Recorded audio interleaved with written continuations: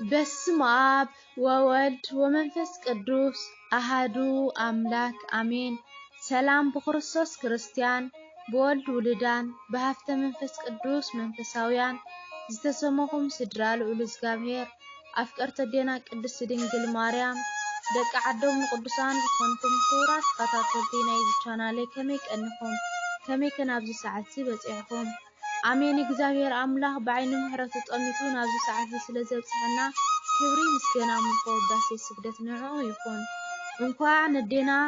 ቅድስት ድንግል ማርያም ወርሓዊ በዓላ በሰላም አብጽሐኩም አብጽሐና ጸሎታ በረከታ ምስ ኩልሃና ይሕደር አሜን እሽምባር ናይ ለማዓንቲ መደበይ ሕጽር ዝበለት መንፈሳዊ ግጥሚያ ናይ ግጥሚ አርእስተይ ድማ ጽዮን ማርያም እያ ትብል ንሳይ ክትጸንሑ ብትሕትና ይላቦ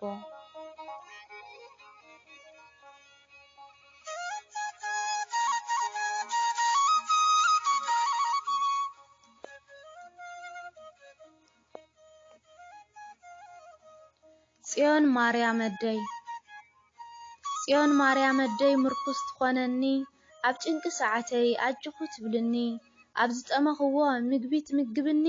ኣብ ስደት ወፂኤ ስምኪ ጥዒምኒ ጽዮን ማርያም እደይ ሓደራኺ ከይትፍለይኒ ጽዮን ማርያም እደይ ሓደራኺ ከይትፍለይኒ ጽዮን ማርያም እደይ ናይ ህይወተይ መዓዛ ሚስጥር ድሕነተይ ናይ ልበይ ሩፍታ ፍሊቲ ስጦታይ ጎይታ ዝሃበኒ መመክሒት ዛንታይ በሓቂ ንሳያ ጽላል መጸጊዕተይ بحق نسايا صلال مصقعتي عد برهانيخي سنقينا هيوتي ارهو يو ጭንቀይ ስምዕዮ ጸሎተይ ረህረተ ህሊና ማርያም ድንግሊኺ ትምክሕተ ኩልነ ጎይታ ዝሓረየኪ ትምክሕተ ኩልነ ጎይታ ዝሓረየኪ ጽዮን ማርያም እደይ سأليت محرت فر هيوت نايا قوم مسالل ناي موسى صلات تسفى أداميخي مدحانيتا لهيوان برهان الدي ملئلت فطوران برهان الدي ملئلت فطوران صيون مريم الدي برهاني شمكي تعيمني سمكي انت تصوع دستاي ملئني ناي كبرخي مستر آنس قري مني أو ولاديت أملا كبرخي ألوني بزي زرعي فرهي وسهابكني بزي زرعي فرهي وسهابكني ጽዮን ማርያም እደይ ማርያም ኢሉ ስማ ዝጸውዐ ዝሓፈረ የለን ኣብኣ ዝተጸግዐ ስለዚ ንጸግዓያ ንጽዮን ኣዴና ጽባሕ ኣብ ህይወትና ወሓስ ክትኾነና ጽባሕ ኣብ ህይወትና ወሓስ ክትኾነና ጽዮን ማርያም እደይ መድኃኒተ ስጋ መድኃኒተ ነፍሲ ህይወትና ክትመቅር ኣብ ዙርያ ተሳሲ ቀላሲት ጉዕዘና ኣብቲ ዝነውሐ እቲ ኩሉ ሽግር ብጸሎታ ተፈትሐ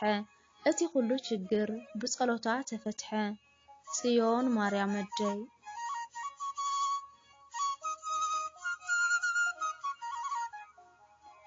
ንስምኪ ውጽሓዮ ክብሪ ምስጋና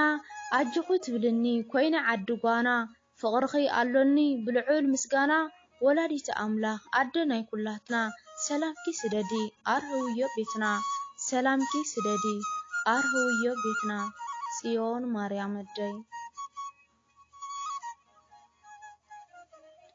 ናባኺ እንቃዕርር መዕረጊት ጸሎተይ ኣብ ቅድሚ ወድኺ ክትብልኒ ጓለይ ይጽውዕ ኣለኹ ኣብ ቤትኪ ቆይመ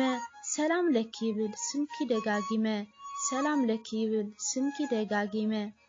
ጽዮን ማርያም እደይ ሓለፋ ኣለኪ ብጽእቲ ቅድስቲ ምሕደሪተ መለኮት ካብ ኩለን ንጽህቲ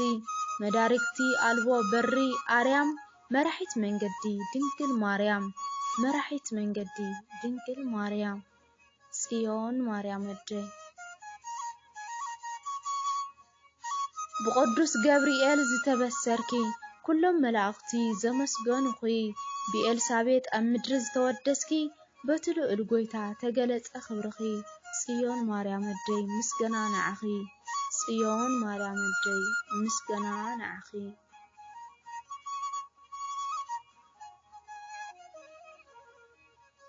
አሜን። ክብር ምስጋና ውዳሴ ንእመብርሃን ይግባአ።